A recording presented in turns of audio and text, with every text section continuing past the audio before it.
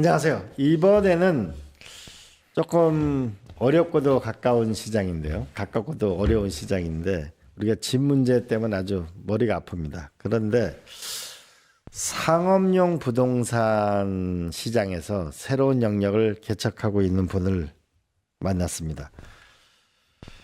이 데이터와 기술로 또 새로운 시대를 열고 있는데요. 먼저 우리 한번 소개 영상 한번 보시겠습니다. 상업용 부동산 종합서비스 기업 R스퀘어가 차별화된 데이터 경쟁력을 바탕으로 사업 영역을 확장하고 있습니다.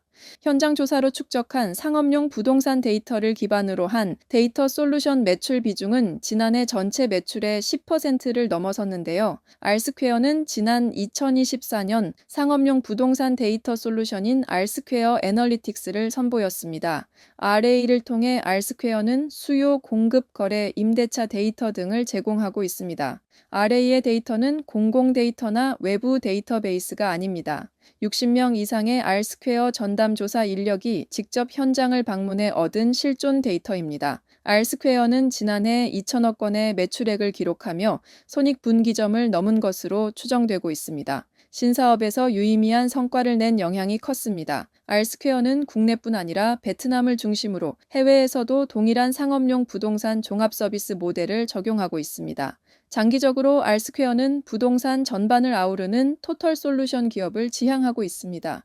뉴스토마토 변소인입니다. 우리 R스퀘어, 이게 상업용 부동산 시장에서의 새로운 도전을 이루고 있는 R스퀘어 대표 이용현 대표님 모셨습니다. 안녕하세요. 네, 안녕하세요.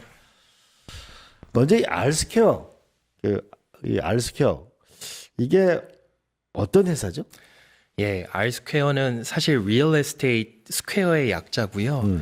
저희는 상업용 부동산을 IT와 그다음에 데이터 기술을 활용을 해서 상업용 부동산과 관련된 모든 의사결정을 쉽고 빠르게 할 수 있도록 도와드리는 회사입니다. 상업용 부동산, 대상으로 보면 상업용 부동산이고 그의 경쟁력으로 보면은 IT 기술. 네, 이렇게 보면 되겠습니까? 예, 맞습니다. 그런데 조금 예를 들어 상업용 부동산이라는 게 뭐죠? 이제 크게 부동산은 주거용 부동산과 상업용 부동산으로 나눌 수 있을 것 같은데요. 네. 주거용 부동산은 모든 국민들이 잘 알고 계신 아파트나 빌라와 같은 형태의 부동산을 일컫는 것이고, 예.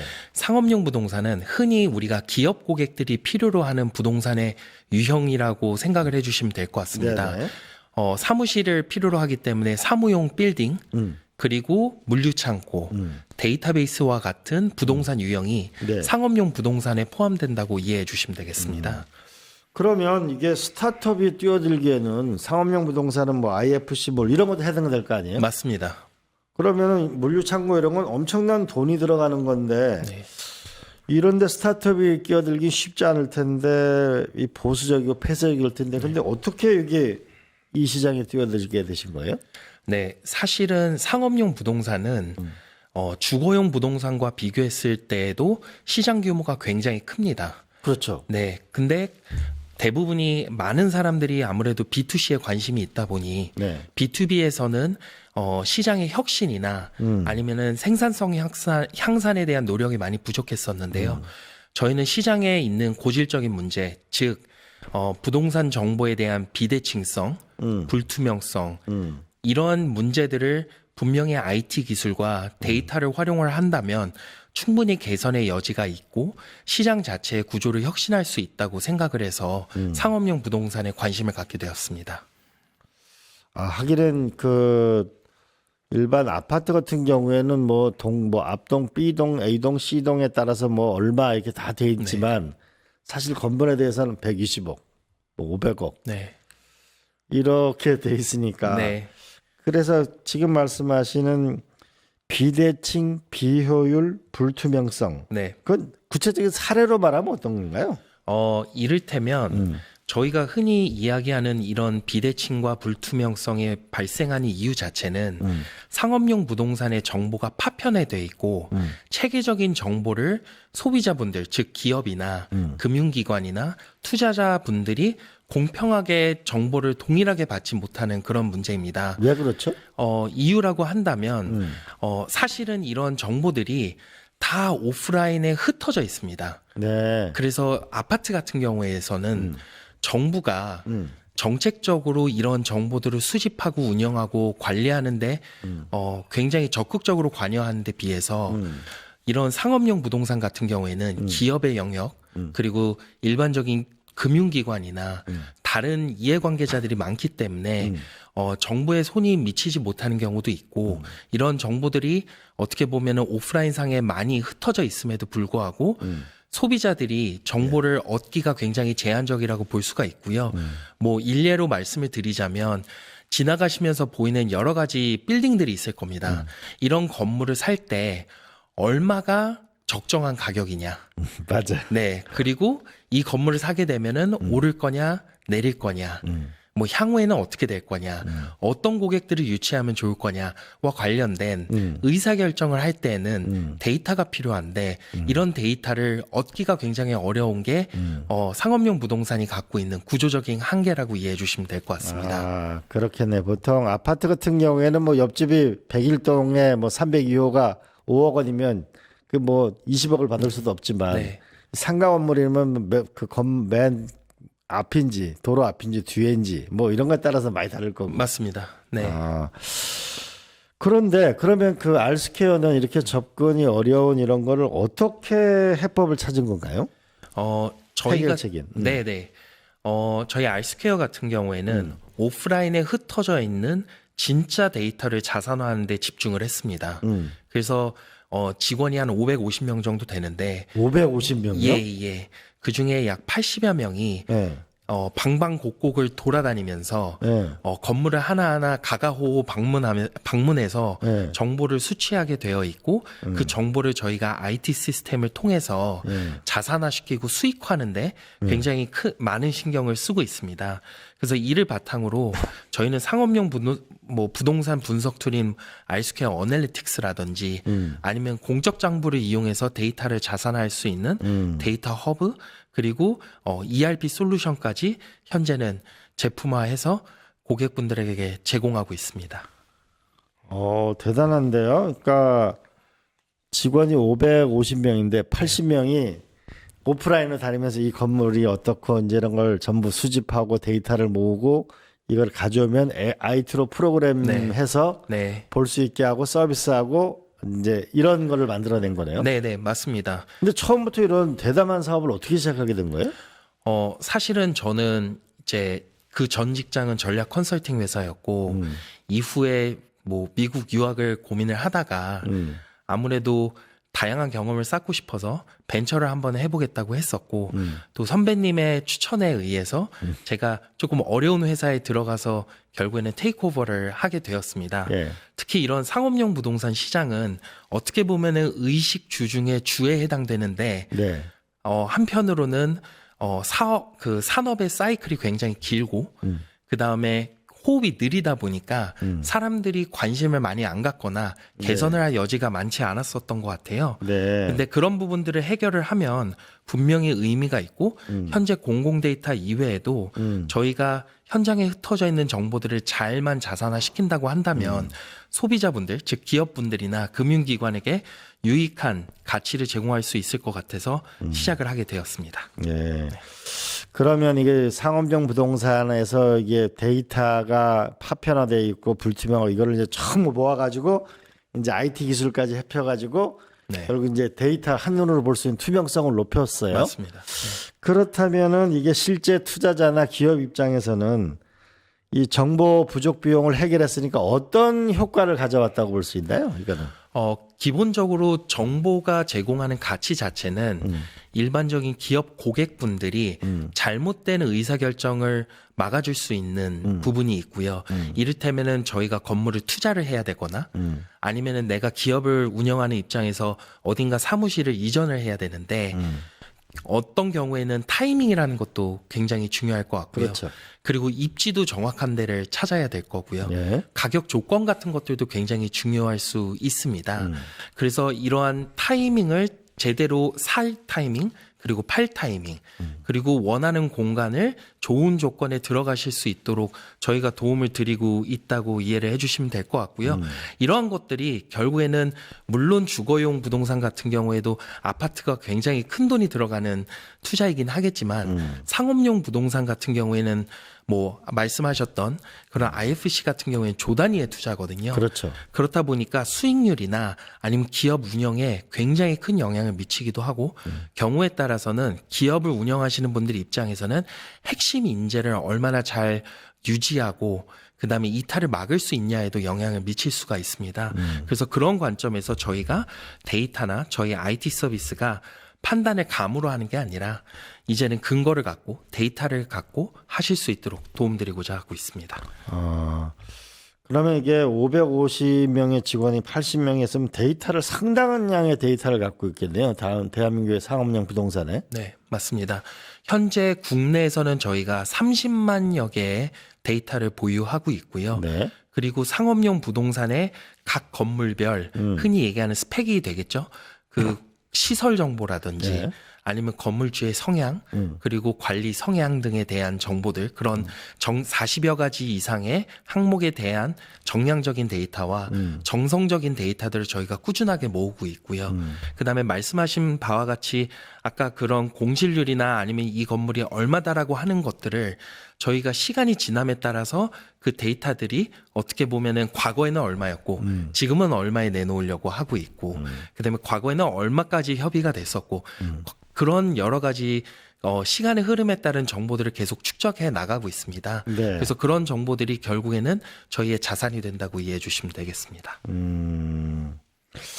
그런 정보를 기초로 해서 결국은 이제 사고 팔 때는 타이밍을 놓쳐서는 안 될 거 아니에요. 그죠? 네, 네. 그러면은 예를 들면은 제가 어떤 상업용 부동산 회사 사업을 옮기려고 한다. 네. 그러면 그 회사 홈페이지에 들어가면 알 수 있는 거예요? 어떻게 하는 거예요? 저희가 정보 자체를 홈페이지를 통해서 일부를 아실 수도 있고요. 네.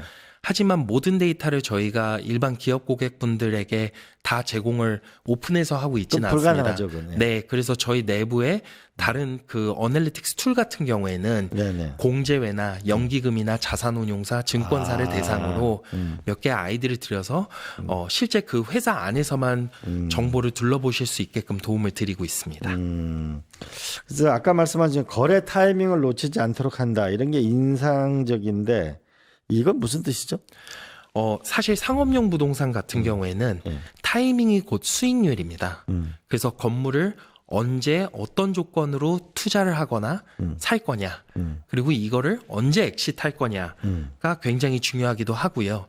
특히 대부분의 대형 건물 같은 경우에는 잘 알고 계신 펀드 회사들이 많이 소유를 하고 있습니다. 그럼 네네. 펀드 만기 내에서 수익률을 극대화하기 위해서는 그때 시장 변동성이라든지 수요 공급 측면에서의 다양한 변수들을 저희가 살펴봐야 될 필요가 있는데 그런 타이밍을 적시적소에 투자를 하고 시장이 안 좋아지기 전에 빨리 회수를 할 수 있도록 도움드리는 것이 저희의 역할이고 그런 데이터가 이런 타이밍을 잘 잡으실 수 있도록 저희가 합리적인 의사결정을 하실 수 있도록 도움을 드리고 있는 것입니다. 우리가 일반적으로 어떤 사업을 사옥으로 사가지고 오래 있는 것도 있겠지만은 또 이게 그 피나 어떤 재무적 투자로도 네, 많이 한다. 맞습니다. 이런 얘기네. 네. 맞습니다. 자, 그러면 기존의 이 상업용 부동산을 했던 기존 서비스하고 아래 이 회사의 가장 큰 차이점이 있다면 뭐가 있는 거죠? 예, 기본적으로 저희 R스퀘어 어널리틱스는 상업용 부동산을 다루시는 모든 고객들이 상업용 부동산의 수요, 공급, 그다음에 거래, 임대차, 4개 축과 관련한 데이터를 입체적이고 체계적으로 제공받을 수 있는 툴이라고 이해를 해주시면 될 것 같고요. 이런 정보들이 이런 분석 툴들이 사실은 금융기관에는 블룸버그라는 회사가 있고 미국에는 뭐 코스타그룹이나 아니면 RCA 같은 그런 여러 가지 분석 툴이 있음에도 불구하고 아시아나 국내에는 아직까지 그런 상업용 부동산에 대한 의사결정을 도움드릴 수 있는 분석 툴이 현재는 부재한 상황입니다. 아, 그렇군요. 네, 그럼 경쟁사가 없는 거네. 지금 한국에서는 없습니다. 네. 그럼 시장의 성장성은 어떻게 되고 있어요, 지금? 지금 사실 잘 알고 계시겠지만 3, 4년 전부터 금리가 굉장히 많이 올랐기 때문에 부동산 시장이 상업용 부동산 같은 경우에는 50% 정도로 감소를 한 상황입니다. 그럼에도 불구하고 저희 R스퀘어 어널리틱스는 매년 100%씩 성장을 하고 있고요. 아무래도 시장 초기다 보니까 조금 빨리 성장할 수 있는데 그래도 올해 작년이겠네요. 2025년에도 한 매출 2천억 정도는 달성할 수 있을 걸로 보고 있습니다. 매년 100% 성장했고 내년에 매출 2천억 정도 네. 될 것으로 보인다. 근데 여기 결국 이러면 정보의 질이 상당히 좋다는 뜻이라고 볼 수 있는데 이런 RA의 이 정보가 네. 어떤 의사결정이나 어떤 이런 어떤 큰 부분의 변화가 그러니까 A라는 건물을 사려고 했는데 RA 얘기를 듣고 B라는 건물을 바꿨다든지 아니면 뭔가 굉장한 효과를 봤다거나 이런 사례 같은 거 설명해 줄 수 있어요? 네, 이를테면 말씀드렸다시피 저희는 많은 직원들이 오프라인에서 정보를 수집을 하고 있고 네. 이런 정보들을 저희가 다 하나하나 기록을 하고 자산화를 하고 있는 상황입니다. 어떤 사람들은 건물을 사려고 하는데 건물의 호가가 150억이래요. 네. 근데 저희가 데이터를 봤더니 이 건물을 불과 1년 전, 2년 전에 한 100억 정도에 샀었고 건물을 아주 간단하게 고쳤는데 굉장히 많은 수익률을 내려고 150억 원에 내놓은 상황이죠. 그럼 그런 경우에는 저희가 고객분들에게 이 근방의 시세와 그리고 예상할 수 있는 수익률과 그다음에 이 건물에 대한 저희가 시설 정보도 갖고 있었다고 말씀드렸지 않습니까? 네네. 그럼 그런 시설 정보를 향후에 추가적인 캐펙스 투자가 필요할 수도 있기 때문에 지금 이 금액은 너무 비싸다. 아하. 아니면은 이거는 그럼에도 불구하고 너무 싸다라는 말씀을 저희는 과거에는 그냥 감과 경험에 의해서 말씀을 드렸다라고 한다면 이제는 명확한 데이터를 갖고 말씀을 드릴 수 있다는 거죠. 근데 그 명확한 데이터라고 하는 거, 이게 데이터가 중요할 텐데, 양도 30만 건이면 굉장한데, 대표님이 보시기에 진짜 중요한 건 뭐예요? 데이터 안에서요. 네네. 사실 데이터 자체는 첫 번째로는 저희가 30만 데이터를 모으기는 했습니다만 이 30만 데이터가 뭐 100%다 양질의 데이터는 아닙니다. 네. 저희 입장에서 중요한 부분은 이 데이터를 얼마나 정제해서 유의미한 데이터로 그리고 정제된 데이터로 만들 수 있냐가 첫 번째일 것 같고요.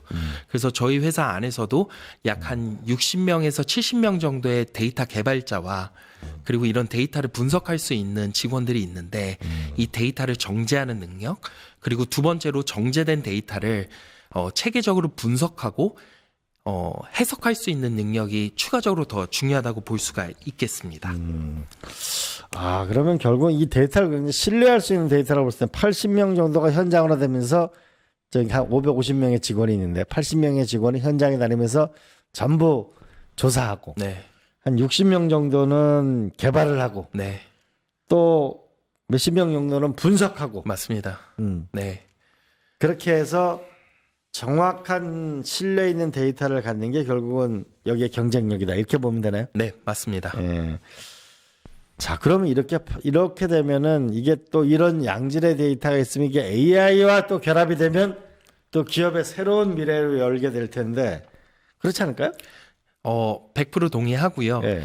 AI는 분명 의사결정의 속도와 정확도를 굉장히 크게 향상시킬 것으로 저도 내다보고 있기는 하고요. 네. 이를테면은 저희가 수십 명의 직원들이 데이터를 분석하는데 몇 주가 걸린다고 한다면 이제는 AI 기술을 이용하게 되면 단 몇 분 만에 정보를 저희가 분석하거나 정리를 할 수가 있기 때문에 과거에 저희가 정보 수집부터 이를 그 고객분들이 의사결정하는 데까지의 의사결정 시간을 굉장히 획기적으로 단축시킬 수 있는 그런 장점이 있다고 생각을 하고 있습니다.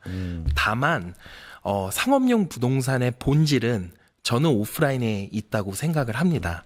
그래서 AI가 분명히 많은 도움이 되기는 하겠지만 사람을 대체하기보다는 판단을 돕는 도구가 된다거나 아니면은 저희가 회사를 운영하는데 생산성 향상 아니면 비용 효율화 측면에서 조금 더 의미가 있을 거라고 저희는 내다보고 있고요. 저희가 아까 전에 굉장히 많은 직원들이 뭐 정보를 수집하고 운영하고 관리하고 있다고 말씀을 드렸는데 이런 단순 반복적인 업무들이 AI를 통해서 충분히 효율화될 수 있을 거라고 내다보고 있습니다. 결국 데이터를 가지고 방향이나 이런 판단할 수 있는 근거를 그 정확한 걸 제공하는 게 AI가 한다면 그런 네. 툴을 써서 결국 판단이나 큰 차원에는 결국 사람이 하게 될 것이다. 맞습니다. 예. 네. 자, 근데 자회사 또 R스퀘어 디자인이라고 데이터 솔루션 인테리어 건축 사업도 한 축이라고 하는데 이건 또 무슨 얘기죠? 네, 저희가 현재는 인테리어 건축 분야의 자회사가 R스퀘어 디자인이라고 있고요. 거긴 또 한 200명 정도가 있습니다. 네. 그래서 저희가 원래 생각을 했었던 거는 기업 고객분들의 경험을 확장한다는 측면에서 이런 사업을 시작하게 되었고요. 네. 처음에 저희가 사업을 시작하게 됐던 거는 기업 고객분들의 사무용 공간을 찾아드리는 역할을 했었습니다. 네네. 공간을 찾게 되면 그 다음에는 그 공간을 어떻게 효율적으로 활용할 것인지가 고객의 다음 고민이 될 텐데요. 저희는 고객을 찾아드리고 그 다음에 그 고객을 어떻게 꾸미고 활용하실 건지에 대한 것들까지 원스톱으로 제공을 해드리고자 하기 위해서 한 8년 정도 전에 이 사업을 시작을 하게 되었습니다. 아, 그렇겠네. 이제 내가 사옥으로 필요한 그 정확한 위치나 조건, 가격에 적시해 사는 거 하나. 네. 더하기 뭐 예를 들어 소프트웨어 회사다. 디자인 회사다. 거기에 따라 가지고 인테리어 내기 또 네. 달라질 필요가 있으니까 이 토탈 서비스까지 한다. 이런 맞습니다. 얘기네요. 맞습니다. 네. 그런데 2천억 정도 매출이 나면은 이 회사는 상장을 언제 해요? 솔직하게 말씀드려서 네. 현재 투자자들이 있고요. 기관 투자자분들과 저희가 IPO를 언제까지 하겠다라고 약속을 한 것은 없습니다. 다만 그래도 한 3년 후에 3년 이내에는 저희가 어쨌든 지금은 턴어라운드가 좀 이루어졌고 이익을 내기 시작했기 때문에 네. 다시 한번 IPO에 대해서 고민을 할 수 있지 않을까 생각하고 있습니다. 이런 게 해외도 진출을 하게 되나요? 사실은 부동산 서비스는 전형적인 로컬 비즈니스입니다. 네. 그래서 해외로 시장을 진출하기가 굉장히 어렵습니다. 왜냐하면 나라마다 부동산에 대한 거래 구조도 다르고 부동산의 유형도 다르고 그리고 이런 부동산을 처리하는 프로세스가 다르기 때문에 사실은 시장 확장이 굉장히 제한적인 상황이기는 하고요. 다만 저희가 생각을 했었던 것은 이러한 아까 전에 말씀드렸던 그런 정보의 비대칭, 비효율 또는 불투명성이 한국에서만 존재하는 그런 부동산 시장에서의 문제가 아니라 어느 나라를 가든 공통적으로 갖고 있는 문제라는 인식을 하게 되었고요. 이를 바탕으로 그런 문제들을 해결하기 위해서 저희가 현재는 해외 시장 확장을 한 상태입니다. 그래서 베트남에서는 실제로 저희가 한국과 동일한 사업 모델을 그대로 현지화해서 현재 사업을 운영하고 있고요. 이 외에도 기타 동남아 6개국의 데이터베이스를 현재는 수집을 한 상태입니다. 아하. 여기에는 그러면 이제 아까 인테리어였으면 이제 론을 해주고 부동산을 사고 팔 때 론도 해주고 이런 금융회사를 크게 하나를 같이 파트너로 하게 되면 효율성은 높아지는 측면이 있겠는데. 굉장히 높아질 수 있고요. 특히 해외 같은 경우에는 금융기관이 한국 대비 규제가 좀 적다 보니 금융과 부동산은 뗄래야 뗄 수 없는 관계지 않습니까? 그런 차원에서 금융을 붙이게 된다면 분명히 큰 사업 효과가 있을 거라고 생각합니다. 한국의 금융회사가 관심 있으시면 이거는 한번 하게 되면은 상당히 효과가 있어 보입니다. 자, 다음에 이제 창업 얘기로 가보겠습니다. 결국 우리가 이 미국의 미래가 나스닥에서 온다면 우리도 결국 코스닥을 키워야 미래가 올 텐데 코스피 5천은 갈 것 같습니다. 이제 코스닥 3천을 가야 되는데 창업할 때 정말 후배들한테 이것만은 꼭 염두에 뒀으면 좋겠다. 이거 하시고 싶은 말이 뭐가 있을까요? 사실 창업이라는 게 이제는 이제 인간 수명 100세 시대가 되면서 일생에 한 번은 창업을 할 수밖에 없다고 저는 생각을 합니다. 일생에 한 번은 창업을 할 수밖에 없다. 네. 다만 창업에 따른 창업이 특히 실패했을 때는 굉장히 큰 타격과 피해를 입힐 수가 있고 이게 비단 개인의 문제가 아니라 모든 가족들이 영향을 미칠 수가 있는 부분이기 때문에 단호한 결의를 갖고 그리고 굉장히 창업을 하는데 중요한 부분이 저는 절실함이라고 생각을 하고 있거든요. 절실함. 네, 그 절실함을 갖고 창업에 도전을 해 보시기를 부탁드립니다. 절실함을 가지고 인생을 걸고 해야 되기 때문에 절실함을 갖고 도전하고 일생에 한 번에 창업은 꼭 하는 게 좋겠다. 자, 우리 그 이재명 현 정부가 이 정말 스타트업 국가 이런 거로 도전하는 국가를 만들려면 이런 제도를 만들어주게 되면 참 도움이 될 텐데 젊은이들이 수없이 창업에 열정을 불사를 텐데 이런 걸 하면 어떤 거를 건의할 수 있을까요? 두 가지인 것 같은데요. 첫 번째로는 그런 창업을 하게 되면은 대부분의 많은 회사들이 투자를 받게 돼 있습니다. 네. 근데 가장 어려운 부분이 투자에 대한 회수입니다.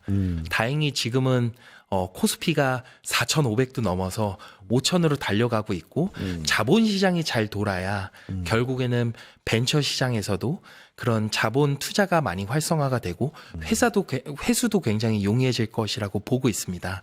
그래서 이런 흔히 얘기하는 모업 자본이 충분히 쉽고 빠르고 원활하게 회수될 수 있는 그런 시장을 만들기 위해서 뭐 법적이나 아니면 제도적인 그런 규제들이 많이 완화됐으면 좋을 것 같기는 하고요. 그다음에 두 번째로는 창업을 하기 위해서 가장 중요한 거는 인재입니다. 사람, 네. 인재. 사람을 좋은 사람이 많이 모이고 그 좋은 사람들이 많이 모였을 때 창업이 성공할 수 있고 확장을 해 나갈 수 있다고 저는 생각을 하고 있습니다. 네. 실리콘밸리가 지금처럼 성장할 수 있었던 데는 세계 각국의 핵심 인재들이 미국으로 모였기 때문이라고 생각을 하고 있고요. 그렇죠. 그런 측면에서 한국에서도 많은 그런 좋은 유능한 인재들이 해외로 떠나거나 아니면은 뭐 의사나 변호사도 좋지만 창업을 뛰어들 수 있게끔 그런 인센티브나 아니면 그런 제반 여건들이 마련이 된다 그러면 충분히 더 좋아지지 않을까 그렇게 생각하고 있습니다.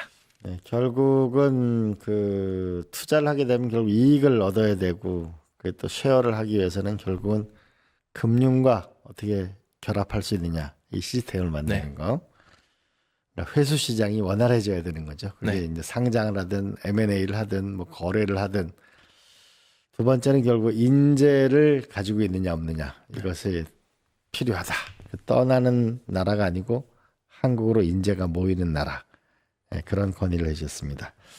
네, 오늘은 또 상업용 부동산이라는 영역의 이 불투명한 정보 이것을 정확한 데이터와 기술을 가지고 이제 AI 기업으로 변하고 있는 알스퀘어의 우리 이용균 대표님과 함께했습니다. 고맙습니다. 감사합니다. 네. 계속해서 다음 경제 대한민국의 먹거리 그 변화의 한가운데 있는 벤처 스타트업을 만나보도록 하겠습니다. 파타타타 증권 공파